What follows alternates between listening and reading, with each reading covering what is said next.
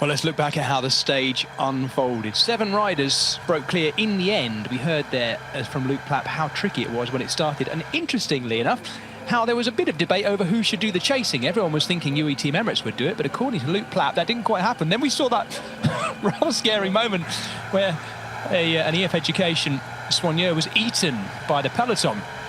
This was one of our sprint points as well, mountains points, and it was Andrea Vendrame proving he was one of the fastest finishers in there ahead of Roger Adria. And this is when Xavier Asparon was still with them too. They came into the Valley Road, they went past the UCI Cycling Centre in Aigle and rode away from Lac Le Mans, going eastward in the direction of Martigny, and that's when the chase really started. It's also when nervous things started to happen. Matt and I and the peloton decided that there was a very good chance of this breakaway surviving. Look, they still had 3 minutes at this point as they headed towards the final climb. Poor old Asparon was dealing with terrible cramp in his left quadriceps muscle, if I'm not mistaken, and he was the first to be dropped. Thibaut Nace was getting nervous though, looking around all the time, and on the front of the pack behind, his own teammate also doing the same. Gio Ciccone just stirring things up at the front end. The yellow jersey, Dorian Godon, yesterday's winner, already dropped on the lower slopes alongside Anton Palza, who gave us a nice little wink, as Matt mentioned. Sandro Morisot was the next to be dropped, leaving just 2 up there, and 2 of the fastest finishers from that original leading group of 7, Andrea Vendrame and Thibaut Nace. And then came this attack from Luke Plapp, teasing with him Florian Lipovic, who would go on to have a very high finish, Lipovic, as well, despite the fact that he had to ride a time trial for the last part of the climb. Luke Plapp came up to them and did exactly what we thought he'd have to do, go past. But the trouble is, he's not got a great deal of snack, Luke Plapp. He's a super strong time trialist and didn't come past them too quickly. They then showed him a slightly clean pair of wheels that came towards the finish. Luke Plapp just limiting his losses. Vendrame opened up, and then Thibaut Nace off the wheel, on the hoods, as Matt said, spreads his arm wide like an eagle flying over the valley, Martigny down beneath. In the sunshine of Switzerland, he takes over the race lead. That was Lipovic coming in by himself, just ahead of, by the looks of it, Juan Ayuso.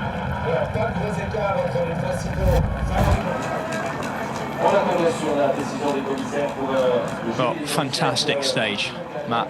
Really enjoyed that as well. It was beautiful, but also the racing was just fantastic come the finale. Next of our interviews upcoming. Thibaut Nace, congratulations. What a victory here today. The strategy was perfect. You prepared. Yeah, I was so disappointed yesterday that I couldn't really show my good legs. And then we made a plan to go in a break if it was a strong one. And I think I set up the break in the perfect moment. Really strong guys, and I just tried to save as much energy as possible. But I didn't really know what to expect, to be honest, because it's the first time I'm in an early break in my career. Also, I didn't really know the last climb and into the last corners and everything. So I must say a massive thanks to the team. They did a hell of a job in the car to guide me to the last kilometers. But when you reach the front of the race and in Salmon, you know you are the fastest in sprint. You knew you couldn't lose it.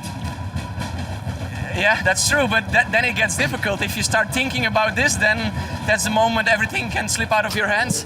I try to stay cool and just don't risk anything and do everything on the right moment. How much is important? Last year you were second in La Vallée de Joux.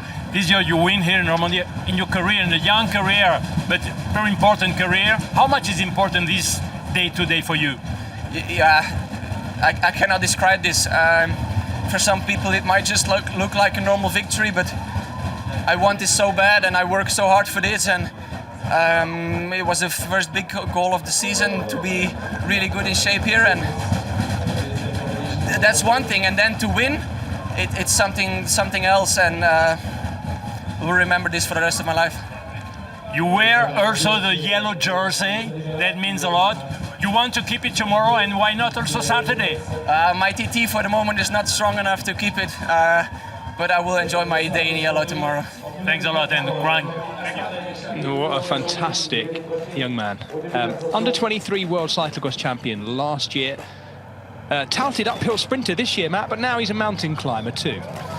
Yeah, it's even more interesting. I didn't think I'd seen him, or certainly not commentated on him being an early break, but to hear that clarified, I've never been in an early break, didn't know what to expect, didn't know what the climb was like, and it shows the importance. I mean, again, he thanked the team car, the guys in the DS and the team car, for giving him that sort of information. He would have needed it because it's easy to get that was quite a complicated finish, but he had to have the legs as well. I mean, Van Dram is, you know, very experienced, far more experienced than Thibaut Nice, but we know that he's got a really explosive finish, but had to get it right tactically, had to go the long way around. So because Van Dram opened up the sprint, it meant that Thibaut Nice, every time he had to pass him, had to go around the longer route as well, and that's the advantage you get for leading out. But in the end, he had the stronger legs. Yeah, we'll see how he goes tomorrow. He's certainly going to enjoy that day in yellow. Whether he remains in yellow remains to be seen. I think the chances are slim. I think he agrees with that.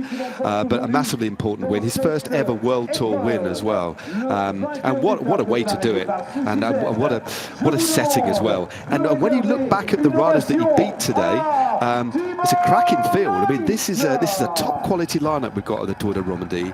So yeah, he's going to savour and look back on this moment as a very important part of his career. And remember, he's only 21 as well. What a brilliant win. There we go. There it is again. The GC now. Now this will be interesting. Enric Mas flying under the radar, but riding so well after that brilliant prologue ride. There in 5th place. Ilan van Wilder up into 4th as well. Luke Plapp, Ilan van Wilder.